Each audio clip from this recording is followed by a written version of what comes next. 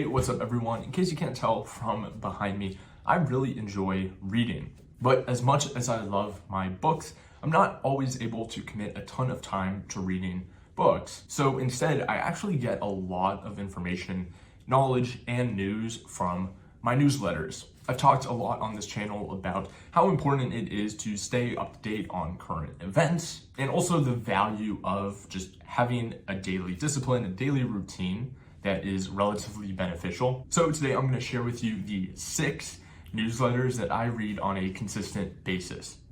Not all of these newsletters are daily, and not all of these newsletters are just regurgitating the same information. So I think that each of these newsletters provides a different value to me. But just because it provides value to me does not mean that it'll do the same for you. So I think you should approach this video with an open mindset and just look to implement at least one of these newsletters to your weekly routine. I can credit these newsletters for a lot in my life. I think reading a newsletter back in college is what really helped me understand a lot of aspects of finance and really proved to be effective when I got to interview stages for internships and full-time jobs. And other newsletters helped me with my productivity and taught me ways to live a better life. I think I can classify the 6 newsletters into 3 different categories.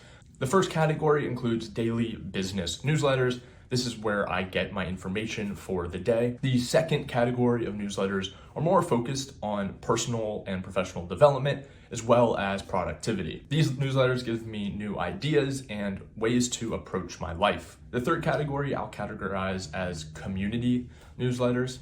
These are sent out by community builders here in New York who host events and also sprinkle in some educational material as well. So with that said, let's get into the first newsletter. All right, number 1 is a newsletter that I've talked about quite a bit on this channel, and it is the Morning Brew.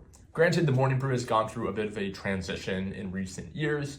It's a little bit more mainstream and culturally focused now than it was when I first started reading, but I think it's still a really great place to start your day and get a good grasp on everything going on in the world of business. It is a daily newsletter, so this is incorporated into my daily routine. I typically read through it when I am at the gym in between my sets. The Morning Brew really is a newsletter that helped get the ball rolling for me with all the other newsletters that I now read. And like I said before, was really instrumental in helping me land my internship and full-time jobs. So that is newsletter number 1, the Morning Brew. The second newsletter is another business-oriented newsletter. It can be a bit more niche, but it is super helpful if you are an aspiring or current finance professional, and it is Liquiditys Exact Sum. This definitely takes a different format than the Morning Brew. It's much more bulleted and straight to the point, just giving you the information that you need. And it typically includes the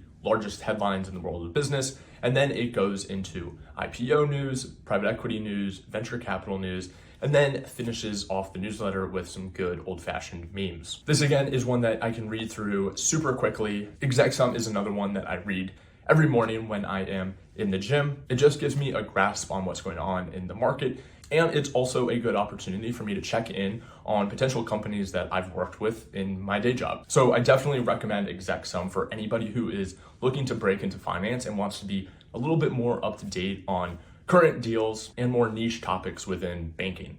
So the first newsletter in the productivity and development category is Ali Abdaal's Sunday Snippets. I've been following Ali Abdaal on YouTube for years. I have his book right in front of me actually, and he's been sending out this newsletter since he started his YouTube channel. Depending on the week, he'll dive into something new that he learned, whether it's a lesson from an experience in his own life or an interesting conversation that he had with someone on his podcast. These are typically more focused on being a creator or a business owner and how to kind of continue to scale up and systemize your processes. But Ali also understands that a lot of his audience are students or young professionals, so a lot of his material also includes productivity tips and just how to set yourself up to live a fulfilling life. This newsletter only comes out once a week, and that is on Sundays. Second in the productivity category is Sahil Bloom's Curiosity Chronicles. Chances are you've seen one of Sahil's tweets or LinkedIn posts. He has a knack of going viral,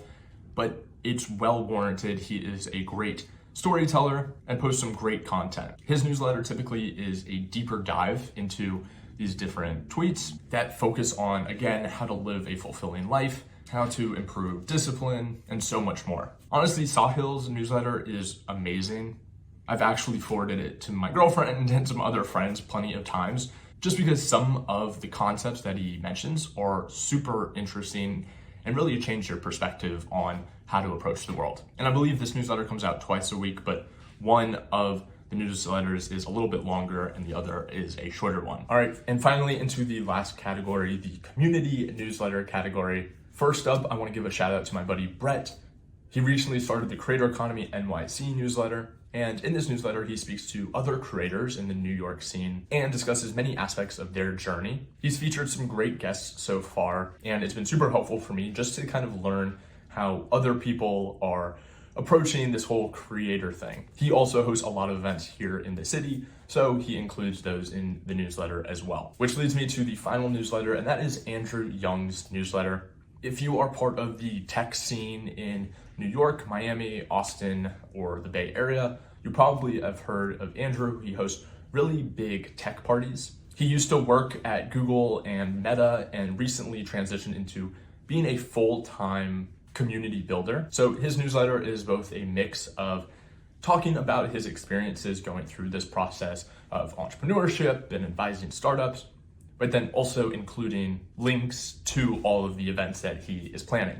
So both of these newsletters are really great for me just because it keeps me current on things going on in the city, but also provides some additional insight into more specific areas like the creator economy or startups. Both Andrew's newsletter and Brett's each come out once a week. So those are all the newsletters that I read on a weekly basis.